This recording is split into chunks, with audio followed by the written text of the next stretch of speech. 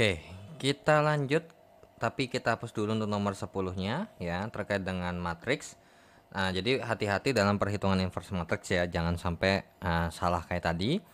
Karena ya kalau salah ya palingan resikonya ya minus, atau kalau enggak, kalau emang sadar salah akan ada yang namanya penghabisan waktu untuk menghitung ulang ya. Oke, untuk soal nomor wait. Oke, sorry. Ada salah kopas soal. Oke, jadi soal untuk nomor 11 ya. Masa tadi langsung nomor 14. Oke, diberitahukan bahwa untuk nomor 14 itu diketahui bahwa cos A itu sama dengan 3/5 ya. Nah, kemudian diberitahukan juga bahwa nilai A-nya atau sudutnya itu ada di antara Pi lebih kecil daripada A lebih kecil daripada 2Pi alias 180 lebih kecil daripada A lebih kecil daripada 360. That means berarti ini kuadrannya adalah di kuadran ketiga atau di kuadran keempat ya. Nah, tapi kalau kita lihat karena berhubung cosnya ini positif, berarti bisa kita simpulkan bahwa A-nya ini ada di kuadran keempat ya. Karena cos itu akan positif di kuadran keempat, bukan kuadran ketiga. Ya sudah, yang ditanya adalah terkait dengan nilai dari sin A per cos A. Sin A per cos A dikurang dengan 1 per sin A. Ya sudah, berarti ini gampang ya. Tinggal kita bikin terkait dengan yang namanya segitiga siku-siku. Kemudian kita punya nilai ini adalah A, ya kan? Kosami samping per miring, maka untuk depan dari sudut ini tinggal pakai Pitagoras atau triple Pitagoras, jawabannya ketemu 4. So dari sini kita akan punya nilai terkait dengan sin A-nya adalah 4/5 ya kan. Terus tan A-nya adalah tadesa depan per samping gitu ya. Depan per samping adalah 4/3. Ya sudah, kira-kira ini ngerjainnya gimana nih? Nah, tan A dikurang dengan 1 per sin A. Nah, oke. Jadinya berapa nih? Tan A tadesa 4/3. Tapi be careful. Ingat A ini ada di kuadran keempat ya. Maka minus 4/3. Jadi ini cuman buat nyari nilai trigonometrinya aja ya. Tapi kalau secara nilai plus minusnya belum. Tapi kalau kalian mau ngerjain di sininya langsung juga nggak ada masalah. Ya misalnya contoh kayak sin A-nya, karena berhubung kita tahu ini di kuadran keempat, maka sinnya jadinya adalah minus 4/5 dan tannya itu adalah minus 4/3. Oke, jadinya minus 4/3 dikurang dengan 1 per min 4/5. Jadinya berarti ini sama aja kayak minus 4/3 ditambah dengan 5/4. Maka jadinya ini adalah per 12 ya kan. Jadinya ini minus 16 ditambah dengan 15. Maka jawabannya adalah minus 1 per 12.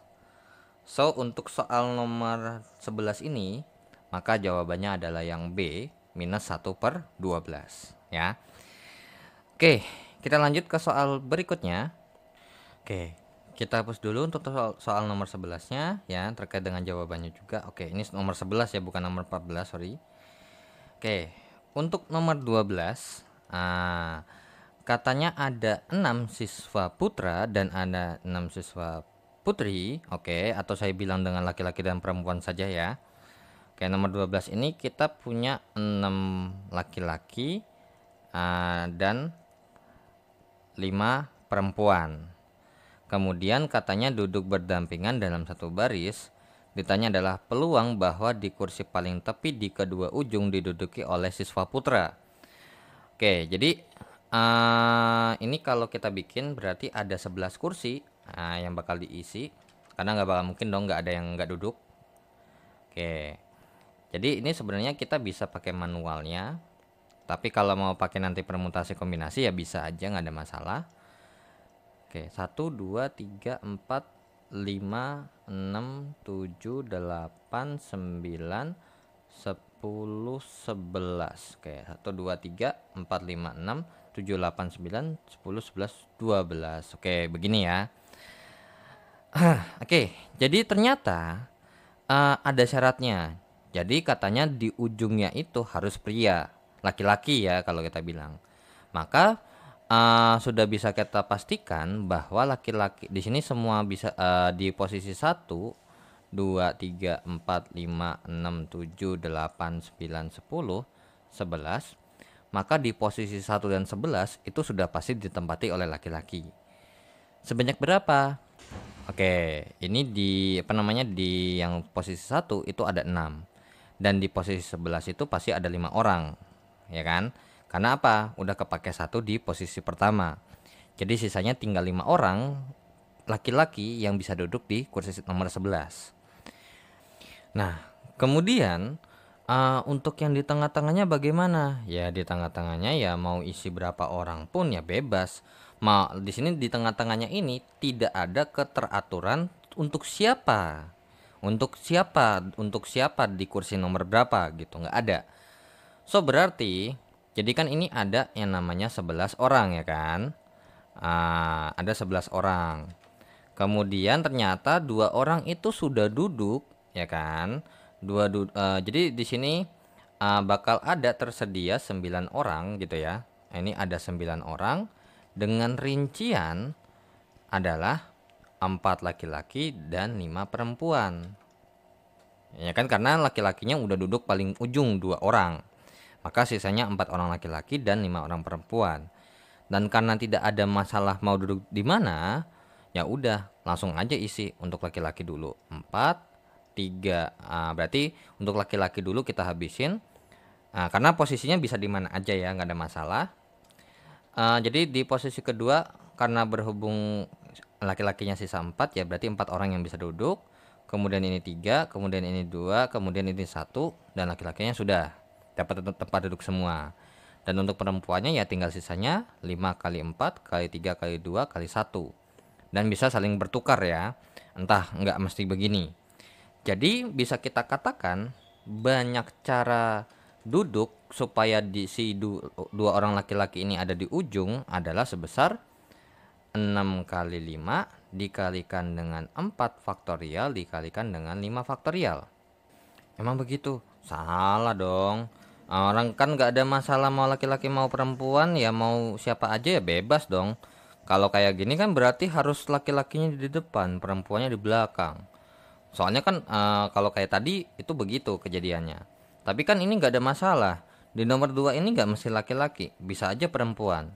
Jadi dari 9 orang ini yang 4 laki-laki dan 5 perempuan ya berarti 9 orangnya itu bisa ngisi 8, 7, 6, 5, 4, 3, 2, 1 ya. Ya sudah berarti banyak cara ngitungnya adalah 56 kali 5 kali 9 faktorial ya kan. Ya sudah berapa nih? Sama dengan 30 kali 9 faktorial. Karena siapa sih yang mau niat ngitung 9 faktorial gitu kan. Nah, ternyata setelah kita lihat yang ditanya adalah peluang. Nah, berarti kita harus menghitung berapa banyak sih berapa banyak cara semua orang itu bisa duduk, ya kan? Oke, berarti di sini kurang lebih seperti ini panjangnya. Oke, jadinya 1 2 3 4 5 6 7 8 9 10. 1, 2, 3, 4, 5, 6, 7, 8, 9, 10, 11. Oke. Ya sudah, berarti banyak cara orang ini duduk dari 11 orang yang tersedia. Ya udah 11, 10, 9, 8, 7, 6, 5, 4, 3, 2, 1. Nah, berarti ini jadinya adalah berarti kan kalau kita lihat nih ya, kan ini terkait dengan yang namanya peluang kejadian A ya, dimana ini kan berarti ini adalah NA-nya. Berarti ini NA-nya atau kejadian dari si itu adalah 30 kali 9 faktorial.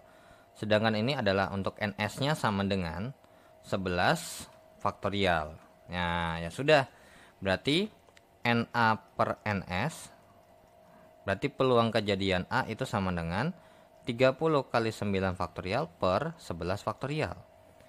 Ya sudah, berarti bawahnya ini bisa kita akalin supaya apa? Ya ini kan 11 kali 10 kali 9 faktorial habis. Jadinya berarti ini kita tinggal coret, ini 1, ini 3, maka peluangnya adalah 3/11. Jadi untuk nomor 12 jawabannya adalah yang C, ya, 3/11. Nah, alternatif untuk mencari NS sama NA-nya ini boleh ya. Nah, untuk mencari NS ini kan berarti kalau ini kita tadi definisikan adalah 11 orang duduk di 11 posisi kan. Nah, atau di 11 bangku gitu. Maka untuk mencarinya alternatif dari si ini itu bisa kita gunakan yang namanya permutasi. Karena kan nggak mempengaruhi tidak fokus pada urutan ya. Karena kalau fokus pada urutannya ya fokus sama urutannya dong. Kalau nggak fokus sama urutannya jadi kombinasi kan. Ya sudah, ini jadinya 11 permutasi 11. Atau kita bisa bilang ini NS-nya sama dengan 11 permutasi 11. Jadinya berarti NS-nya adalah 11 faktorial 11 faktorial per 11 kurang 11 faktorial. Sehingga jadinya berarti NS-nya ini sama dengan 11 faktorial. Oke, itu untuk atasnya. Nah, sekarang kalau untuk yang di sini, untuk yang 9 orang ini, itu bisa kita gunakan permutasi. 9 permutasi 9 sama dengan 9 faktorial per 9 faktorial per 9 kurang 9 faktorial. Jadinya jawabannya adalah 9 faktorial. Nah, terus untuk yang di atas ini nih, yang untuk laki-lakinya duduk di dua ujung, ini bisa kita akali dengan cara yang namanya kita punya 6 orang ya kan, tapi 2 tempat duduk doang. Jadinya 6 permutasi 2. Jadinya 6 faktorial per 4 faktorial, jadinya 6 kali 5 6 kali 5 dikali dengan 4 faktorial per 4 faktorial, maka jawabannya adalah 30. Sesuai kan jadinya 30. Dan ini sesuai kan jawabannya adalah 9 faktorial. Gitu ya, nggak ada masalah. Karena biasanya kalau terkait dengan yang namanya permutasi itu lebih dekat sama yang namanya faktorial atau kaidah pencacahan ya. Oke, soalnya kalau dibilang faktorial ya kombinasi juga ada faktorialnya. Jadi permutasi itu akan biasanya bisa dikerjain juga dengan yang namanya kaidah pencacahan seperti ini ya. Jadi terserah, kalau misalkan kalian bisa langsung mau pakai permutasi ya boleh, kalau mau pakai kaidah pencacahan ya boleh ya, nggak ada masalah. Oke, kita lanjut ke soal berikutnya. Oke, kita lanjut ya ke soal nomor 13. Jadi untuk nomor 12-nya kita hapus terlebih dahulu. Dan untuk nomor 13 diberitahukan bahwa nilai rata-rata bahasa Inggris dalam suatu kelas yang terdiri dari 14 siswa adalah 6. Oke, berarti dari sini kita tahu bahwa rata-rata ada N-nya adalah 14 orang, kemudian kita punya rata-ratanya adalah 6. Oke, dari sini langsung bisa kita bilang bahwa jumlahnya ya kan, karena kan untuk mencari rata-rata itu kan adalah jumlah dibagi dengan banyak. Oke, berarti 6 sama dengan jumlah data ya, jumlah data per 6 per 14, maka bisa kita katakan jumlahnya itu sebanyak 6 kali 14, berarti jumlah datanya itu sebanyak namanya 84. Nah, terus katanya di kalimat selanjutnya ada yang namanya ada nilai paling tinggi dan nilai paling rendah. Oke. Terus kemudian nilai rata-rata tanpa nilai tertinggi dan nilai terendah juga sama dengan 6. Jika nilai terendahnya adalah B, oke. Berarti di sini kita punya informasi lagi bahwa dengan N-nya 12 orang, X bar-nya itu sama dengan 6. Dari sini berarti kita bisa bilang N itu sama dengan jumlah perbanyak. Terus habis itu 6 sama dengan jumlah perbanyaknya. Oke. Jumlah perbanyak ininya jumlah per 12 ya. Oke, ternyata dari sini jumlah yang kedua itu sama dengan 6 kali 12, maka jumlahnya itu akan sama dengan 72. Nah, ini wajar yang ada yang namanya selisih, dikarenakan apa? Jadi ini selisihnya akibat nilai terbesar dan nilai terkecil ya. Karena kan kalau di atas ini jumlah terbesar sama nilai terkecilnya tuh ikut, tapi di bawah nggak diikutin. Ya sudah, ternyata selisih data ini akibat dua orang, yang dimana definisi dua orang ini adalah definisi dua orang yang ada di sini itu adalah yang paling kecil ya, data terkecil sama data terbesar. Oke. Ya sudah, ternyata selisihnya sebesar, nah selisih datanya akibat dua orang ini nggak ikut ya, tidak ikut, itu sama dengan berapa? Sama dengan 12. Ya sudah, berarti dari sini bisa kita katakan bahwa data terbesar atau angka yang paling nilai terkecil ditambah dengan nilai terbesar ini akan sama dengan 12. Dan kemudian yang ditanya, dan kita punya informasi nilai terendahnya katanya B. Berarti B ditambahkan dengan data terbesar X max sama dengan 12, maka data terbesarnya itu sama dengan 12 dikurang dengan B. Maka jawaban untuk soal nomor 13 ini adalah yang B ya. 12 dikurang dengan wait. Oh, sorry. Ini ada yang ketinggalan nih. Apa? Yang ketinggalan adalah yang ditanyakan data terbesar dikurang data terkecil kan. X max dikurang dengan X min, dimana X max-nya itu sebesar 12 kurang B dikurang dengan B, makanya jadinya adalah 12 dikurang dengan 2B ya. Maka jawabannya adalah ya yang B ya, 12 dikurang dengan 2B. Oke, itu untuk nomor 13 ya, terkait dengan yang namanya statistik. Nah, untuk masalah bagaimana pendekatannya ya no problem ya, mau kayak gimana. Mungkin boleh kalau kalian mau bikin misalkan ini kan ada X min sama X max. Mungkin di sini jadinya kalian bikin S min ditambah dengan X max ditambah dengan total real random number sama dengan 84, dan ini adalah R-nya sama dengan 84. Sama dengan 72.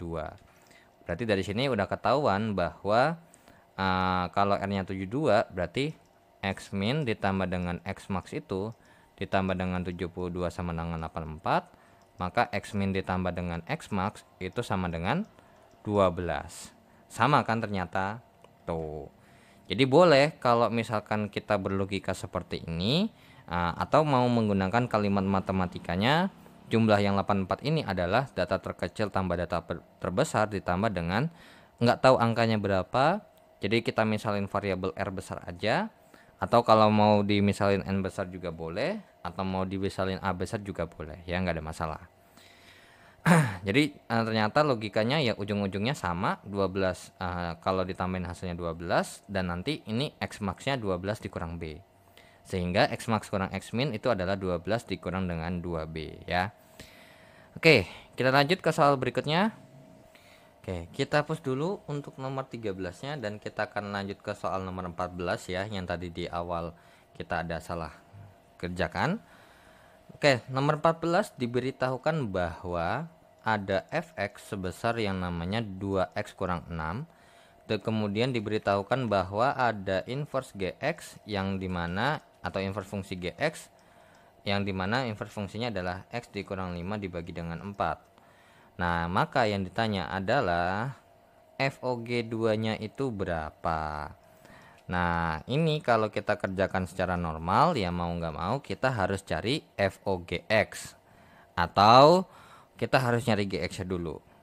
Ya sudah, nyari GX-nya ya berarti misal Y sama dengan X kurang 5 per 4, maka jadinya 4Y sama dengan X kurang 5, maka kita harus rubah dalam bentuk X sama dengan, maka X sama dengan 4Y ditambah 5. So kesimpulannya GX-nya itu adalah 4X ditambah dengan 5. Ya sudah, berarti ini ada dua ya pendekatan untuk FOG2. Boleh kalian mengerjakan seperti ini. Jadinya berarti F dalam kurung 4 kali 2 ditambah 5. Nah, atau mau kerjain terpisah juga nggak ada masalah. Jadinya berarti ini F13. Berarti ini jadinya langsung aja, berarti F13 jadinya 2 kali 13 dikurang 6, Jadinya berarti 26 dikurang 6 jawabannya adalah 20. Jadi untuk nomor 14 ini jawabannya adalah yang A, 20. Atau kalau kalian mau cari FOGX-nya dulu boleh ya, nggak ada masalah. Kalau kalian mau cari FOGX-nya dulu, nah baru kalian cari FOG2 nggak ada masalah. Nah berarti F dalam kurung GX ya, berarti jadinya F dalam kurung 4X tambah 5. Jadinya berarti 2 kali 4X tambah 5 dikurang dengan 6, maka jadinya 8X tambah 10 kurang 6, maka jadinya berapa? Ya 8X ditambah 4, barulah nyari FOG2. Berarti jadinya adalah 8 kali 2 ditambah dengan 4, maka FOG2 nya itu sama dengan 20 ya, 16 tambah 4. Oke, ternyata sama.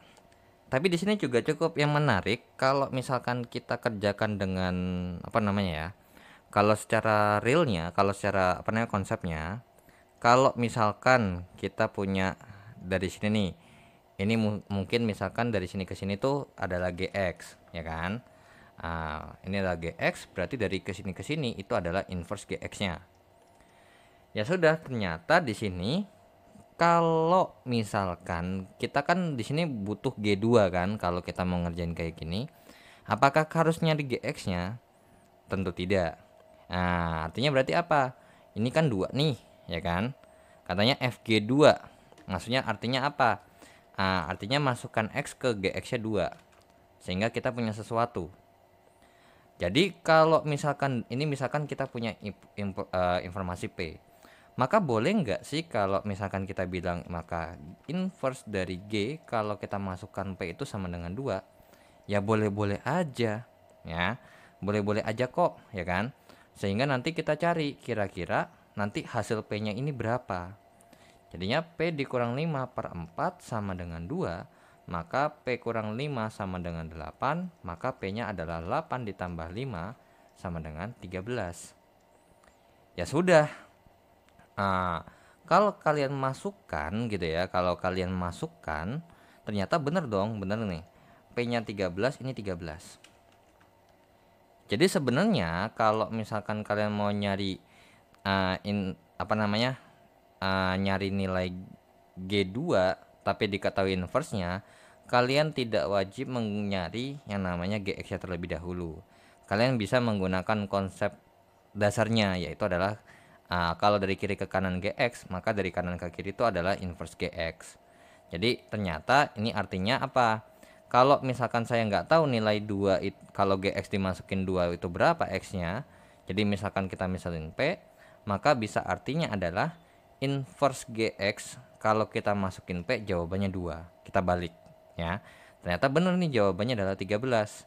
Maka dari sini langsunglah kita ketemu F dalam kurung G2, maka jadinya adalah apa? Artinya apa? 13. Jadi F13 jawabannya adalah 20. Jadi terserah mau pakai versi yang cari GX-nya terlebih dahulu atau enggak juga nggak apa-apa. Tapi kalau misalkan mau tanpa cari inverse-nya, kalau pakai dasarnya seperti ini, of course kalian nggak bakal bisa pakai cara yang kayak gini. Kalian harus mau nggak mau harus langsung berupa nilai ya. Oke, itu untuk soal nomor 14. Jadi jawabannya adalah yang A, jawabannya adalah 20 ya. Terserah mau pakai kayak gimana. Kalian mau kalau emang pahamnya begini ya boleh. Cuman atau mau pakai sedikit trik dari konsep dasarnya ya boleh ya, nggak apa-apa. Oke, kita lanjut ke soal berikutnya. Oke, kita hapus untuk nomor 14-nya ya. Kita akan lanjut ke soal nomor 15. Dan untuk soal nomor 15 terkait dengan limit ya, limit X menuju 8. Oke, limit X menuju 8. Oke. Jadi nomor 15 adalah limit X menuju 8 dari X kurang 8 dikalikan dengan akar pangkat 3 dari X dikurang dengan 1 per akar pangkat 3 dari X dikurang dengan 2. Ya sudah, berarti di sini kalau kita masukkan dan hasilnya adalah 0 per 0, penyebabnya di mana? Penyebabnya ini nih, ini 2 nih. X kurang 8 sama akar pangkat 3 dari X dikurang 2. Kalau ini nggak ada masalah, jawabannya 1, ya kan? Kalau ini kita masukin jawabannya 1 nih hasilnya. Ya sudah, berarti yang jadi akan masalah adalah yang merah. Bagaimana kira-kira bagaimana kita mengerjakannya? Dan ini ada hubungannya dengan akar pangkat 3 kan?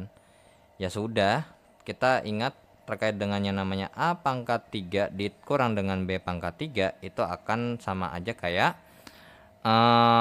A kurang B dikalikan dengan A kuadrat ditambah dengan apa namanya? Oke, ditambah dengan AB ditambah dengan B kuadrat ya. Oke, coba kita cek dulu. A pangkat 3, oke, AB kuadrat, A kuadrat A kuadrat B. Terus habis itu ini min AB kuadrat habis, tinggalnya sisa min B pangkat 3. Ya, betul. Nah, dari sini berarti kalau kita rubah, berarti sebenarnya ini kan X pang min 8 itu boleh dong kalau kita bikin jadinya adalah akar pangkat 3 atau begini lah. Akar pangkat 3 dari X dipangkatkan dengan 3 dikurang dengan yang namanya 2 pangkat 3. Kan sama aja ya kalau kita bikin bilang, atau begini deh coret-coretannya di samping aja. Jadi X kurang 8 itu sama dengan akar pangkat 3. Akar pangkat 3 dari X dipangkatkan 3 dikurangkan dengan 2 pangkat 3. So that's why di bawah kenapa kok ada duanya. Ya sudah, berarti ini kalau kita kerjakan atau kita rubah bentuknya seperti ini. Berarti A nya itu akar pangkat 3 dari X.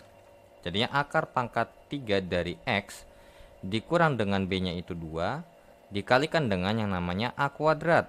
Berarti akar pangkat 3 dari X dipangkatkan 2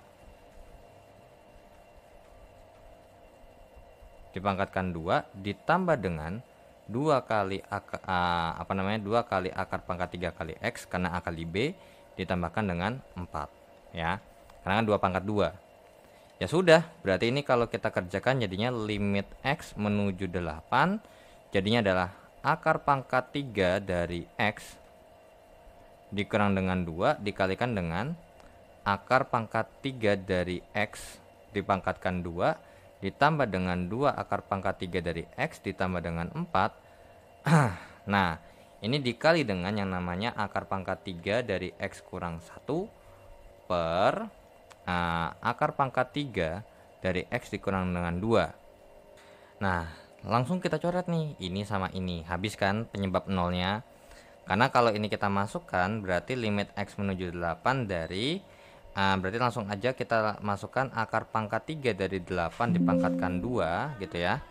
Dipangkatkan 2 ditambah dengan 2 kali akar pangkat 3 dari 8 ditambah dengan 4 dikali dengan akar pangkat 3 dari 8 dikurang dengan 1 per udah langsung aja ya, begini aja ya.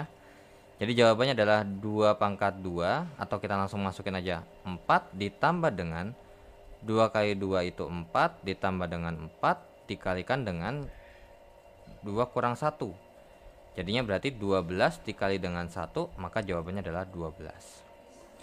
Jadi untuk nomor 15 ini jawabannya adalah yang D, 12 ya.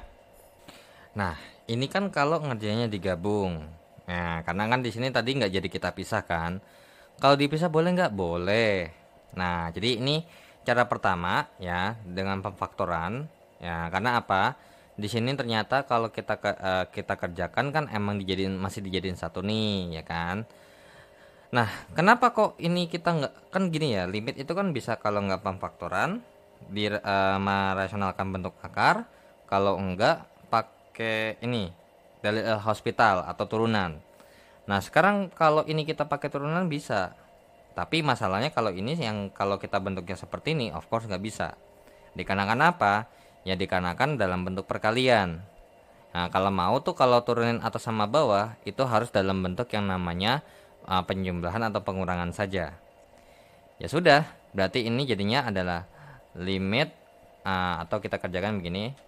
Limit X menuju 8 dari X kurang 8 per akar pangkat 3 dari X, atau kita tulis X pangkat sepertiga gitu ya, dikurang dengan 2 dikalikan dengan limit X menuju 8 dari akar pangkat 3 dari X dikurang dengan 1. Ya sudah, berarti di sebelah kiri ini kita kerjakan dengan cara turunan. Berarti jawabannya ini kan 1, ya kan?